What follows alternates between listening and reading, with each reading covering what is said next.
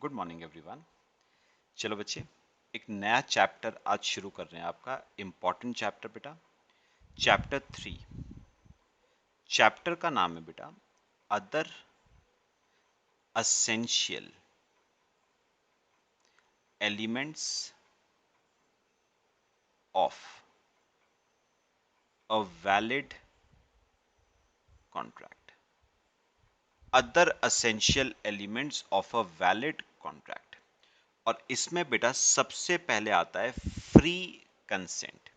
ठीक है बेटा, वैसे आपको ना थोड़ा सा आइडिया फ्री कंसेंट का मैंने आपको दिया था चैप्टर 1 में। चलो आ जाओ बेटा, हेडिंग मेरे साथ साथ सब लिखोगे। चैप्टर 3,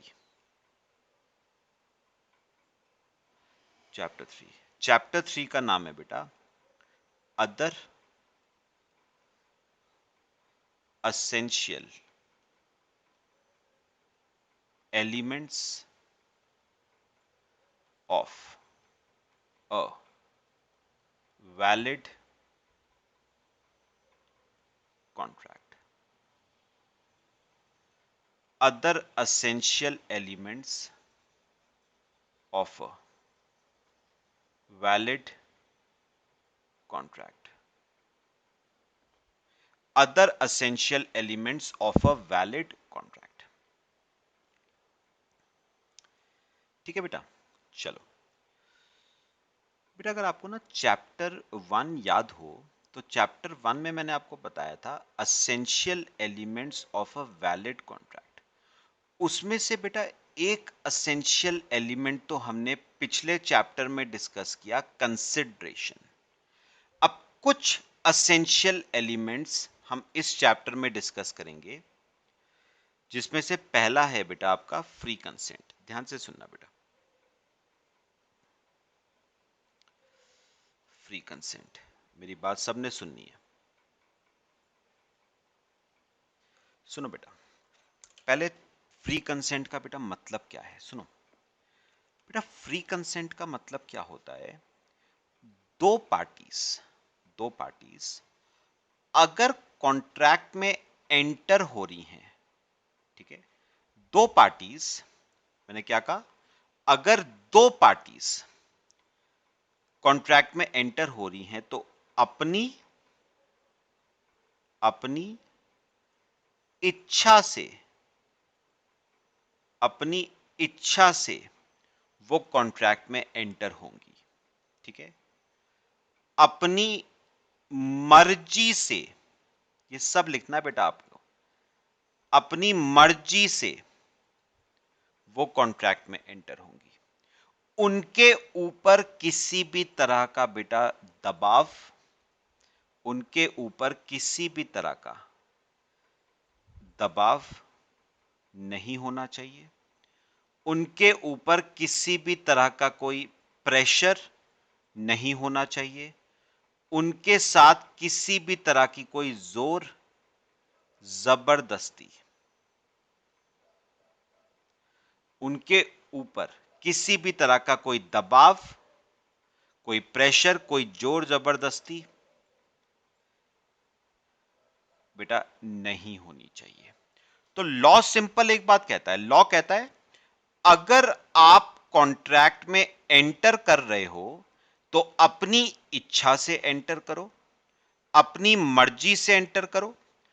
आपके ऊपर किसी भी तरह का दबाव, प्रेशर, जोर जबरदस्ती नहीं होनी चाहिए।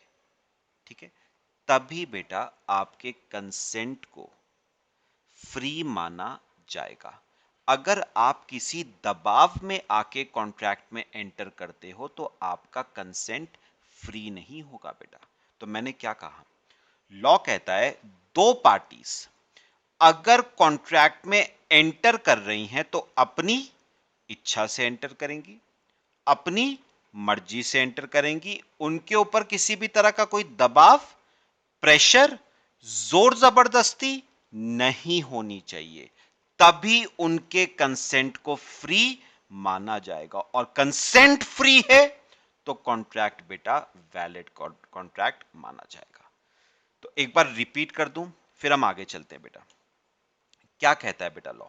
लॉ कहता है दो पार्टीज अगर कॉन्ट्रैक्ट में एंटर कर रही हैं तो अपनी मर्जी से एंटर करेंगी, अपनी इच्छा से एंटर करेंगी। किसी भी तरह की कोई जोर जबरदस्ती, कोई प्रेशर नहीं होना चाहिए, कोई दबाव नहीं होना चाहिए पार्टीज के ऊपर। अगर दोनों में से किसी भी पार्टी के ऊपर दबाव है, प्रेशर है, तो बेटा उसे वैलिड कॉन्ट्रैक्ट माना नहीं जा सकता, उस पार्टी का कंसेंट फ्री नहीं कहलाएगा। बात समझ आई बेटा?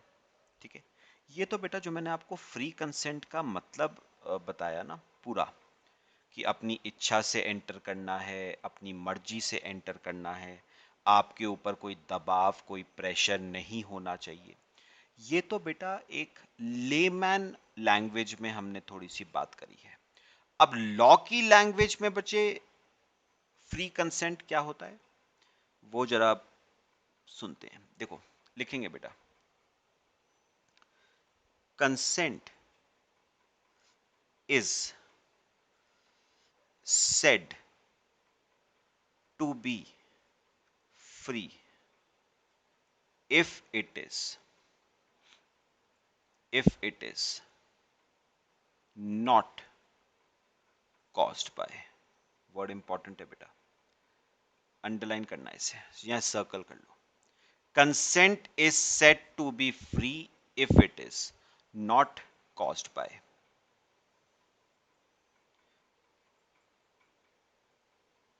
कोएरिजन, पहला, अनड्यू इन्फ्लुएंस, अनड्यू इन्फ्लुएंस, ठीक है, फ्रॉड,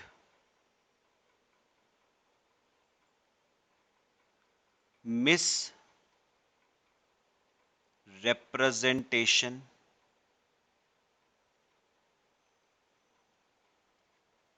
मिसरिप्रेजेंटेशन, और बेटा पांचवी चीज है मिस्टेक। लिखो पहले, फिर मैं आपको समझाना शुरू करता हूं बेटा। कॉपी करो। Consent is said to be free if it is not caused by, copy कर लो बेटे,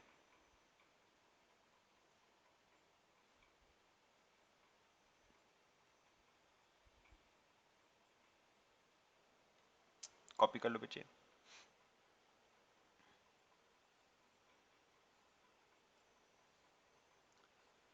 तो बेटा एक बार बताओ, लेमैन लैंग्वेज में हमने फ्री कंसेंट को बेटा कैसे डिफाइन करा था, फिर लॉ की लैंग्वेज देखते हैं। पहले लेमैन लैंग्वेज में बताओ बेटा। लेमैन लैंग्वेज में फ्री कंसेंट का मतलब क्या हुआ कि दो पार्टीज जो कॉन्ट्रैक्ट में एंटर कर रही हैं वो अपनी मर्जी से एंटर करेंगी, अपनी इच्छा से एंटर करेंगी। दोनों में से किसी भी पार्टी के ऊपर कोई दबाव, कोई प्रेशर, कोई जोर जबरदस्ती नहीं होनी चाहिए। ये तो हो गई लेमैन लैंग्वेज में बात।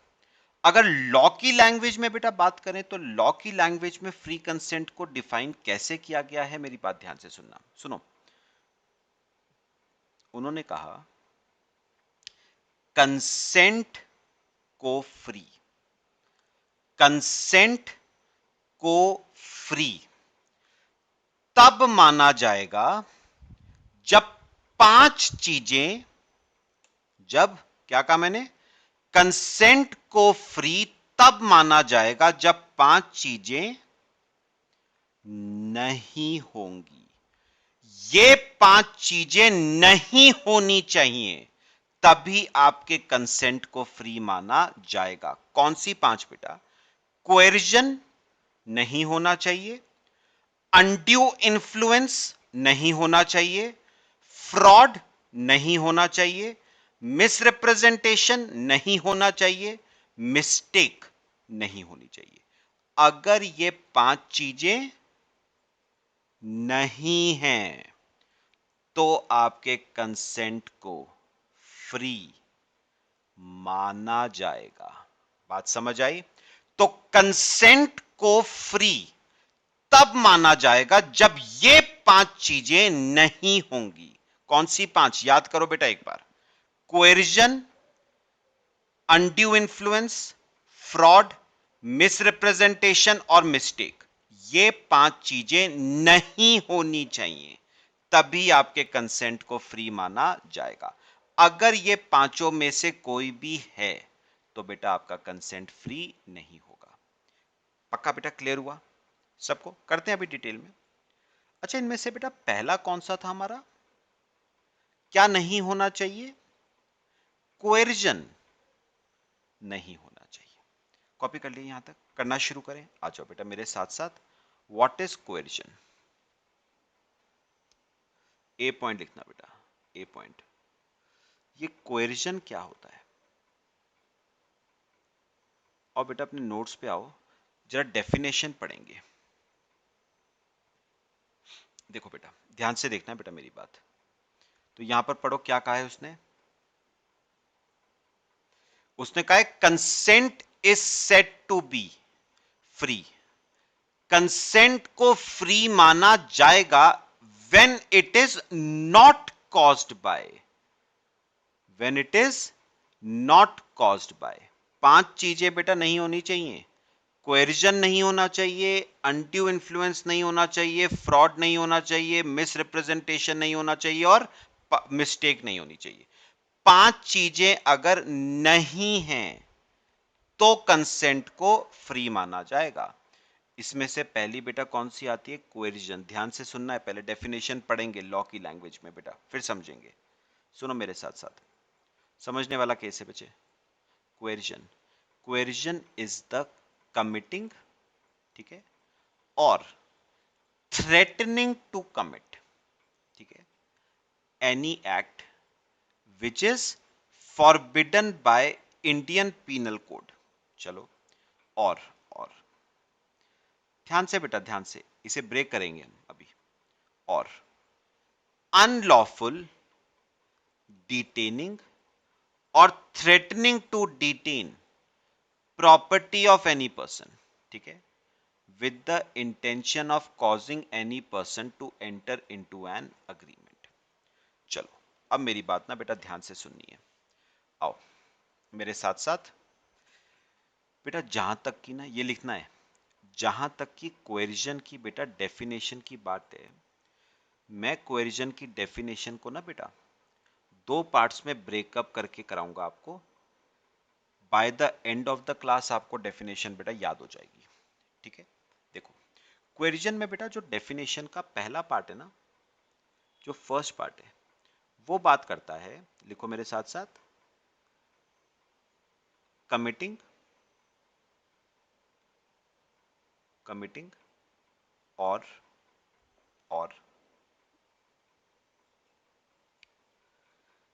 थ्रेटनिंग टू कमिट, कमिटिंग और थ्रेटनिंग टू कमिट, कमिटिंग और threatening to commit any act forbidden by Indian penal code. आप लोग पूरा लिखना बेटा, कमिटिंग और threatening to commit any act forbidden by Indian penal code. Second part अभी बाद में पढ़ते हैं बेटा, पहले फर्स्ट पार्ट समझेंगे। करो, लिखो फर्स्ट पार्ट, कमिटिंग और threatening to commit any act forbidden by Indian penal code. चलो, एक एक वर्ड का मतलब समझे बेटा। सुनो, कमिटिंग, कमिटिंग का बेटा मतलब हो रहा है कुछ, लिखना मेरे साथ साथ, कुछ कर रहा है। बेटा हिंदी में भी लिखवाता हूं ना, तो उसे लिखना जरूर है, समझने में कल को ना बहुत आसानी होगी आपको। कमिटिंग का मतलब है कुछ कर रहा है, ठीक है, कमिटिंग मतलब कुछ कर रहा है। और अगला क्या है? Threatening to commit. बेटा थ्रेटनिंग वर्ड का मतलब आ गया धमकी। थ्रेटनिंग टू कमिट का मतलब बेटा पता क्या है? धमकी दे रहा है, धमकी दे रहा है कि कुछ करेगा। कुछ करने की धमकी दे रहा है बेटा, धमकी दे रहा है कि कुछ करेगा। तो बेटा दो बातें हैं, कुछ कर रहा है, कुछ कर रहा है, या धमकी दे रहा है, मुझे धमकी दे रहा है कि कुछ करेगा। ठीक है, क्या करेगा? Any act. क्या करेगा? क्या करेगा? या या क्या करने की धमकी दे रहा है? क्या करने की धमकी दे रहा है?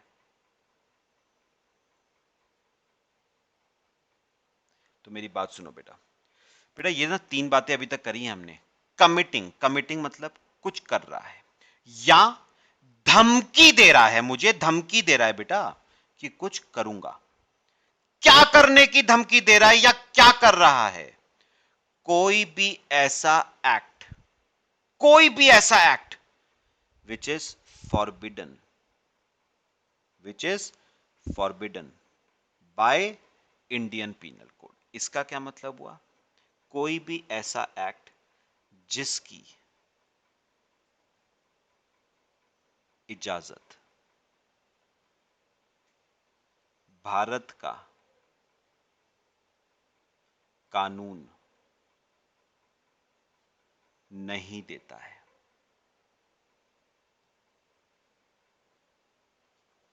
जिसकी इजाजत भारत का कानून नहीं देता है। समझेंगे बेटा, अभी पूरा समझेंगे। लिखो पहले, लिखो पहले, फिर समझते हैं दोबारा से। चलो बेटा, अब ये डेफिनेशन का जो पहला पार्ट है ना, वो क्या है? कुछ कर रहा है, कुछ कर रहा है।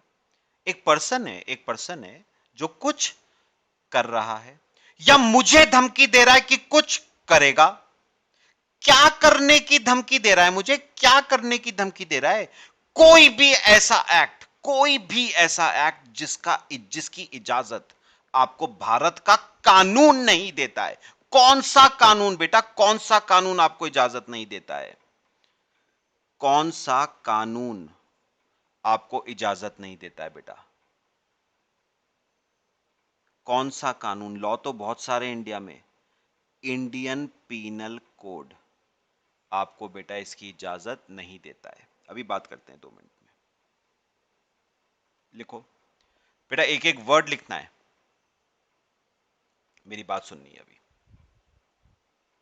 मेरी बात सुननी है बेटा। दोबारा से बताओ, क्वेरिजन की डेफिनेशन का पहला पार्ट क्या कहता है? एक पर्सन है, एक पर्सन है जो मेरे साथ कुछ कर रहा है। ठीक है, या वो मुझे धमकी दे रहा है कि मैं कुछ करूंगा। ठीक है बेटा, क्या कर रहा है? क्या करने की धमकी दे रहा है? कोई भी ऐसा एक्ट जिसकी इजाजत आपको भारत का कानून नहीं देता। कौन सा कानून बेटा आपको इसकी इजाजत नहीं देता? इंडियन पीनल कोड आपको इसकी इजाजत नहीं देता है। याद करो, ये पहले भी हमने बेटा डिस्कस किया है। एक बार दोबारा बोलता हूं, याद करो, मूवीज वगैरह में देखा होगा ना बेटा, कोर्ट में जब मुजरिम को सजा होती है तो ये बोला जाता है आईपीसी की धारा 302 के तहत इसे फांसी की सजा सुनाई जाती है, या आईपीसी की धारा 307 के तहत उम्र कैद की सजा सुनाई जाती है, या आईपीसी की धारा 420 के तहत फ्रॉड का मुकदमा चलेगा, 10 साल की जेल होगी। समझ रहे हो? आईपीसी की धारा, वो आईपीसी क्या था बेटा? That is Indian penal code. अभी बात करते हैं अभी और डिटेल में, पहले मेरी बात सुनो, दोबारा से मुझे बताओ क्या हो क्या रहा है। एक पर्सन है बेटा, एक पर्सन जो मेरे साथ कुछ कर रहा है।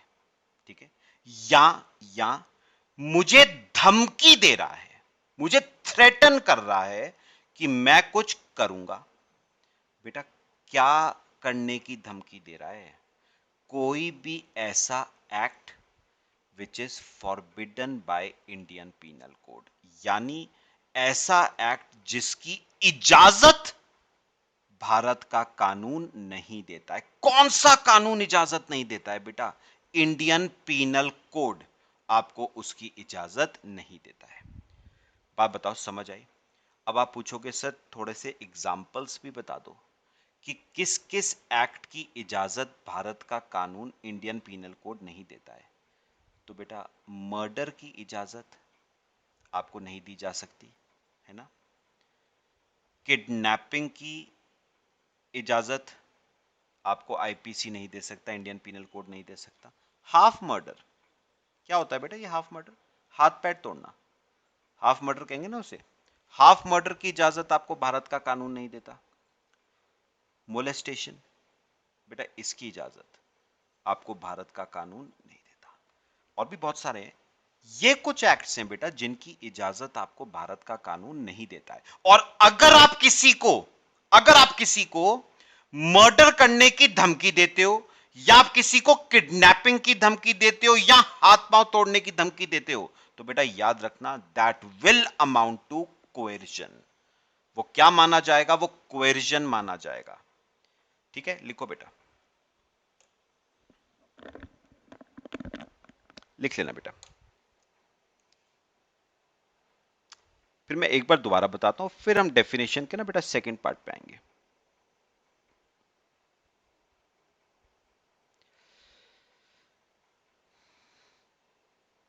कॉपी कर लो। हो गया बेटा? चलो एक बार बच्चे मेरे को ना दोबारा से एक बार जल्दी से क्वेश्चन की डेफिनेशन का पहला पार्ट बता दो बेटा। एक पर्सन है, ठीक है, वो मुझे मुझे मेरे साथ कुछ कर रहा है, ठीक है, या मुझे धमकी दे रहा है कि मैं तेरे साथ कुछ करूंगा। बेटा क्या कर रहा है, क्या करने की धमकी दे रहा है? कोई भी ऐसा एक्ट जिसकी इजाजत उसको भारत का कानून नहीं देता है। कौन सा कानून बेटा? इंडिया में तो बहुत सारे कानून है, कौन से कानून की बात कर रहा हूं मैं बेटा इंडियन पीनल कोड की बात कर रहा हूं। और किन किन चीजों की इजाजत आपको इंडियन पीनल कोड नहीं देता है बेटा? Murder, kidnapping, half murder, molestation, और भी बहुत सारे एग्जांपल्स हैं। इन चीजों की इजाजत आपको भारत का कानून नहीं देता है। और अगर वो मुझे मर्डर की धमकी देता है, या किडनैपिंग की धमकी देता है, या हाफ मर्डर की धमकी देता है, तो दैट विल अमाउंट टू कोएर्शन। बात समझ आई बच्चे? डेफिनेशन का पहला पार्ट क्लियर। आ जाओ बेटा, ये देखो। अब आओ एक रीडिंग मारते हैं, अब आपको यहां से डेफिनेशन याद होगी बेटा। कोएर्जन इज द कमिटिंग, कुछ कर रहा है, और थ्रेटनिंग टू कमिट, धमकी दे रहा है कि कुछ करेगा। क्या करने की धमकी दे रहा है बेटा? एनी एक्ट जिसकी इजाजत भारत का कानून नहीं देता है। कौन सा कानून? इंडियन पीनल कोड आपको उसकी इजाजत नहीं देता है। अब आता है डेफिनेशन का दूसरा पार्ट। क्या है वो? आओ जरा मेरे साथ साथ, डेफिनेशन का दूसरा पार्ट। बेटा दूसरा पार्ट है डेफिनेशन का अनलॉफुल डिटेनिंग, अनलॉफुल डिटेनिंग, और और threatening to detain. Unlawful detaining और threatening to detain property of any person. लिखो सेकंड पार्ट डेफिनेशन का, अनलॉफुल डिटेनिंग और threatening to detain property of any person. चलो एक एक वर्ड का बेटा मतलब है, फिर से समझेंगे एक एक वर्ड का मतलब। बेटा जो पहला है, पहला वर्ड है अनलॉफुल। बेटा अनलॉफुल का अगर सिंपल वर्ड्स में मतलब समझूं तो इसका मतलब है गैर कानूनी। अगेंस्ट लॉ, अनलॉफुल मतलब अगेंस्ट लॉ, गैर कानूनी। डिटेनिंग वर्ड का मतलब होता है बेटा कब्जा करना, कब्जा करना, ठीक है। अनलॉफुल डिटेनिंग मतलब गैर कानूनी कब्जा करना, और थ्रेटनिंग टू डिटेन, धमकी दे रहा है, कब्जा करेगा, धमकी दे रहा है, कब्जा करेगा। बेटा कब्जा किस पे करेगा? दूसरे पर्सन की, कब्जा तो बेटा प्रॉपर्टी पे ही होगा ना, दूसरे पर्सन की प्रॉपर्टी पे। समझ आई बच्चे? बोले एक बार दोबारा, सुनो। अब बेटा एक पर्सन है, एक पर्सन है जो मुझे, ध्यान से सुनना, एक पर्सन है जो मेरी प्रॉपर्टी पे, मेरी प्रॉपर्टी पे बेटा गैर कानूनी कब्जा कर रहा है, अपना हक जता रहा है उस प्रॉपर्टी पे गैर कानूनी, या मुझे धमकी दे रहा है कि मैं तेरी प्रॉपर्टी को हथिया लूंगा, मैं तेरी प्रॉपर्टी पे कब्जा कर लूंगा, ये जमीन जायदाद मेरी है। बात समझो, एक पर्सन है जो मेरी प्रॉपर्टी पे गैर कानूनी कब्जा कर रहा है या धमकी दे रहा है कि मैं तेरी प्रॉपर्टी पे गैर कानूनी कब्जा कर लूंगा, तो बेटा इसे भी क्या माना जाएगा? कोएर्शन। बात बताओ समझ आई? तो बेटा मैं ना अगर इन दोनों पॉइंट्स को, फर्स्ट और सेकंड पॉइंट को जोड़ूं, तो मुझे बेटा इसका कंक्लूजन बेटा समझ पता है क्या आया? ध्यान से सुनना जो मैं बोलूंगा बेटा, मुझे इसका कंक्लूजन क्या समझ आया कि कोएर्जन में बेटा बेसिकली क्या होता है, फिजिकल हार्म पहुंचाया जाता है बेटा। क्वेर्जन में इंटेंशन, इंटेंशन किस चीज का होता है? फिजिकल हार्म पहुंचाने का। अब वो फिजिकल हार्म पर्सन को भी पहुंचाया जा सकता है, पॉइंट नंबर 1 में हमने पढ़ा, murder, kidnapping, half murder, molestation, person को भी पहुंचाया जा सकता है, या वो फिजिकल हार्म उस पर्सन की प्रॉपर्टी को भी पहुंचाया जा सकता है, पॉइंट नंबर 2। भाई किसी की प्रॉपर्टी पे कब्जा करना मतलब you are causing physical harm to his property. तो बेसिकली अगर मैं क्वेर्जन को समझू ना शॉर्ट में, तो मुझे तो यह समझ आया कि क्वेर्जन में बेसिकली आपका इंटेंशन फिजिकल हार्म पहुंचाने का है, फिजिकल नुकसान पहुंचाने का है। किसको? या तो पर्सन को in the form of murder, kidnapping, molestation, half murder, या उसकी प्रॉपर्टी को। पॉइंट बताओ क्लियर? कॉपी कर लो बेटा इतना, फिर आगे चलते हैं। फिर आपको बेटा एग्जांपल दूंगा, करा हुआ वैसे वो एग्जांपल हमने।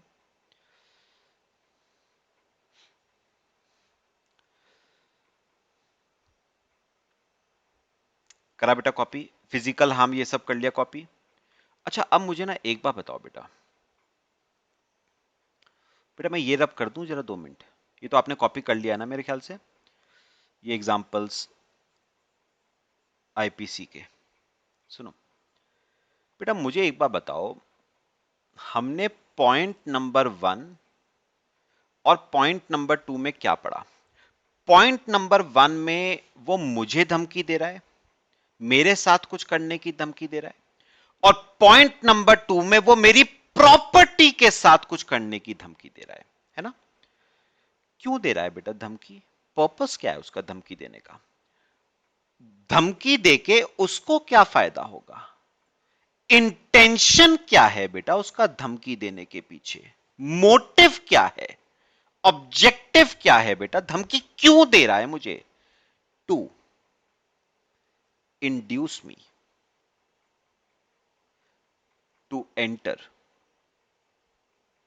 Into a contract, to induce me to enter into a contract, ताकि ताकि वो मेरे साथ कॉन्ट्रैक्ट में एंटर हो सके। तो धमकी देने का मोटिव क्या है? ताकि वो मेरे साथ किसमें एंटर हो सके? कॉन्ट्रैक्ट में एंटर हो सके। तो धमकी देने के पीछे बेटा होल सोल ऑब्जेक्टिव क्या है? ताकि वो पर्सन मेरे साथ कॉन्ट्रैक्ट में एंटर हो सके। करो बेटा कॉपी। ये आपकी पूरी डेफिनेशन हमारी बेटा कंप्लीट हो गई, मेरे ख्याल से याद हुई है बेटा सबको। आ जाओ जल्दी से करें, फिर एक एग्जांपल दूंगा आपको। चलो बेटा मुझे एक बात बताओ, डेफिनेशन का पहला पार्ट क्या कहता है? एक पर्सन है, एक पर्सन है, वो मेरे साथ कुछ कर रहा है, ठीक है, या धमकी दे रहा है कि मेरे साथ कुछ करेगा। क्या करने की धमकी दे रहा है? कोई भी ऐसा एक्ट जिसकी इजाजत उसको भारत का कानून नहीं देता। कौन सा कानून नहीं देता है उसको इजाजत? आईपीसी, इंडियन पीनल कोड उसको इजाजत नहीं देता। दूसरा पार्ट, वो मेरी प्रॉपर्टी पे कब्जा कर रहा है, गैर कानूनी लॉ के अगेंस्ट जाके कब्जा कर रहा है, या धमकी दे रहा है कि कब्जा करेगा। कब्जा किस चीज का बेटा? कब्जा किस पे होता है? प्रॉपर्टी पे। पक्का? तो बेसिकली देखा जाए तो वो हार्म पहुंचा रहा है बेटा, फिजिकल नुकसान पहुंचा रहा है। किसको? या तो मुझे या मेरी प्रॉपर्टी को। क्यों पहुंचा रहा है बेटा वो फिजिकल नुकसान? इंटेंशन क्या है उसका फिजिकल नुकसान पहुंचाने के पीछे? ऑब्जेक्टिव क्या है उसका? पर्पस क्या है? मोटिव क्या है नुकसान पहुंचाने के पीछे? ताकि वो मेरे साथ किसमें एंटर हो सके? कॉन्ट्रैक्ट में। ये आपकी बेटा पूरी डेफिनेशन हमारी क्वेश्चन की कंप्लीट हुई। आ जाओ बेटा एक एग्जाम्पल करते हैं इसका छोटा सा क्वेश्चन का। चलो आओ मेरे साथ साथ। देखो बेटा एग्जाम्पल करा हुआ है वैसे हमने चैप्टर 1 में। देखो ए और बी, याद करना मैंने कहा था ना बी के पास एक कार है जो कि बेटा एक ना बेसिकली एक एंटीक पीस है। एंटीक पीस मतलब काफी पुरानी बेटा कार है, मॉडल काफी पुराना है। इंडिया में बेटा इस तरह की कार अवेलेबल नहीं है और इसकी कीमत ना बेटा बाजार में करोड़ों रुपए की है, करोड़ों रुपए की कीमत है इस कार की, क्योंकि बेसिकली एक एंटीक पीस है। और जो ए है ना बेटा वो अपने एरिया का बच्चे डॉन है, वो अपने एरिया का डॉन है, ठीक है। बेटा ए ने ना काफी बार बी से कहा कि एक काम कर, मुझे अपनी ये कार बेच दे, मुंह मांगे पैसे तेरे को दूंगा। लेकिन बी है वो ये कार बेचने के लिए तैयार ही नहीं है किसी भी कीमत पे। अब एक दिन क्या हुआ, ए को आ गया गुस्सा, ए को आ गया गुस्सा, ठीक है। और उसने बी को पता है क्या कहा? बेटा या तो सुनो सुनो, उसने बी को क्या कहा? या तो तू मुझे अपनी तू मुझे अपनी कार बेच दे, बना लो बेटे, या तो तू मुझे अपनी कार बेच दे, या फिर बेटा मेरे बंदूक से निकली हुई गोली खा ले, या मेरे बंदूक से निकली हुई गोली खा ले। अब ऑप्शन तेरे पास है, एक तरफ पैसा पकड़ कार का, ठीक है, दूसरी तरफ बेटा गन है, ठीक है, गन में गोली है, गोली ले ले। बात समझ आई? अब बेचारा बेटा बी क्या करता? बी शरीफ आदमी, उसने बेटा डरते डरते ये कार किसको बेच दी? ए को बेच दी। तो B sells the car to A. तो ये बेटा आपका ना सेकंड पॉइंट था, और फर्स्ट पॉइंट क्या था? फर्स्ट पॉइंट लिख लो, A threatens to shoot B if B does not sell his car to A. If B does not sell his car to A, तो A threatens to shoot B if B does not sell his car to A। और डरते डरते बेटा B ने अपनी car किसको बेच दी? ए को बेच दी। तो बताओ बेटा यहां पर क्वेरिजन है या नहीं? बिल्कुल है बेटा। क्यों क्वेरिजन क्यों है बेटा? आप बी को थ्रेटन कर रहे हो, आप बी को थ्रेटन कर रहे हो, जान से मारने की धमकी दे रहे हो। It is an act forbidden by Indian penal code. It will amount to coercion. It will amount to coercion. तो बेटा क्या कहोगे? अपने आप बताओ, चलो अपने आप बताओ क्या कहोगे। क्या इस वाले एग्जाम्पल में बी ने अपनी कार अपनी मर्जी से ए को बेची है या नहीं बेटा? नहीं बचे। बी ने ये कार अपनी मर्जी से ए को नहीं बेची है, धमकी मिलने पे बेची है। मतलब मैं कह सकता हूं consent of B is not free. B का कंसेंट फ्री नहीं है। उसको दबाव डाला गया था उसके ऊपर, उसको प्रेशराइज किया गया था, उसको थ्रेटन किया गया था, तब वो कॉन्ट्रैक्ट में एंटर हुआ, नहीं तो वो कॉन्ट्रैक्ट में एंटर ना होता। तो consent of B is not free. तो बी का कंसेंट फ्री नहीं है बेटा।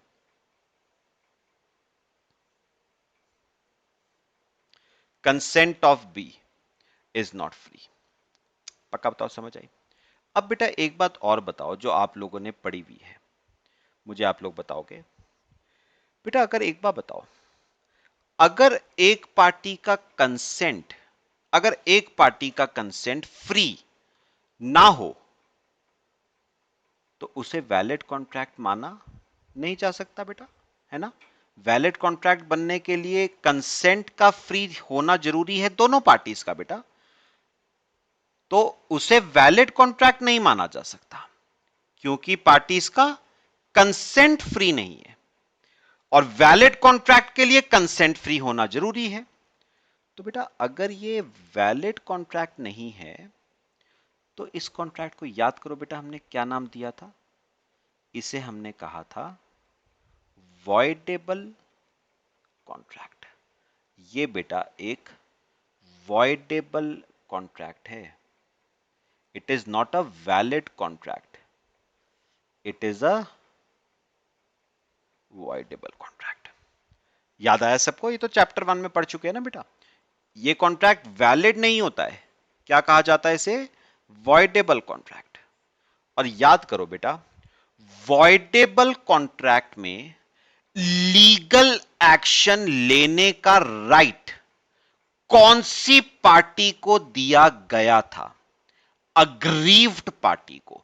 कौन थी बेटा अग्रीव्ड पार्टी? जिसको प्रेशराइज किया गया है। तो मुझे बताओ, वॉइडेबल कॉन्ट्रैक्ट में बचे लीगल एक्शन लेने का राइट किसके पास है बचे?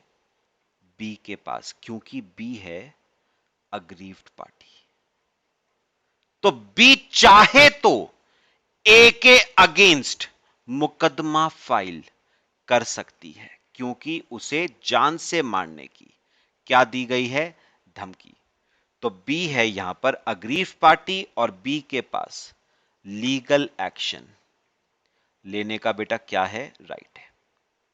वो चाहे तो ए के खिलाफ कोर्ट में जाके लीगल एक्शन ले सकती है।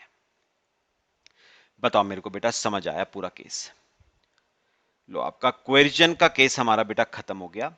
कॉपी कर लो, बाकी बचे नेक्स्ट क्लास में डिस्कस करेंगे। तो याद रखना, वॉइडेबल कॉन्ट्रैक्ट में लीगल एक्शन लेने का राइट सिर्फ एक के पास होता है। किसके पास?